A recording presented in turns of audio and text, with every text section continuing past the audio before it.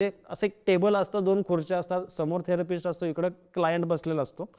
आणि मग पहिल्या सेशनला काय होतं, तर पहिल्या सेशनला क्लायंट त्याला काय काय त्रास आहे ते सांगतो, थेरपिस्ट ते शांतपणे ऐकून घेतो. पहिला सेशन हा रॅपो बिल्डिंगला असतो.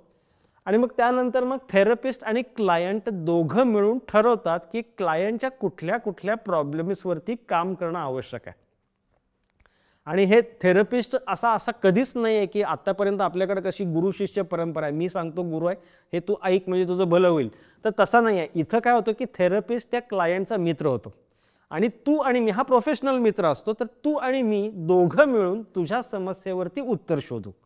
म्हणजे इथं समस्येमध्ये नाही आहे किंवा मी सांगतो ते रेडीमेड ज्ञान तू घे आणि स्वतःचं कल्याण करून घे, असा सुद्धा अभिनिवेश नाही आहे.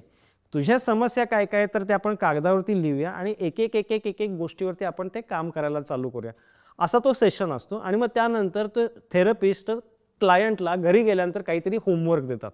म्हणजे आज शिकलेलं लिहून काढ किंवा आज शिकलेलं बायकोलाच परत एकदा समजावून सांग किंवा अशा पद्धतीची किंवा तुझी थॉट डायरी मेंटेन करायला चालू कर. असे छोटे छोटे ते बदल सुचवतात की जे क्लायंटला सहजी करता येणं हे शक्य असतं. आणि गमतीचा पार्ट असा सांगतो की तुम्ही सर्जन लोकांची तुमची स्काल्पेल जेवढी स्किलफुली काम करते ना, तर तेवढेच थेरपिस्टचे शब्दसुद्धा अतिशय सुंदर काम करतात. तर त्यामुळं अनफॉर्च्युनेटली भारतामध्ये अजून टॉक थेरपीला इतके पैसे नाही मिळत. म्हणून माझं असं म्हणणं आहे की ही टॉक थेरपी माणसाच्या आयुष्यामध्ये आमूलाग्र बदल घडवून आणू शकते.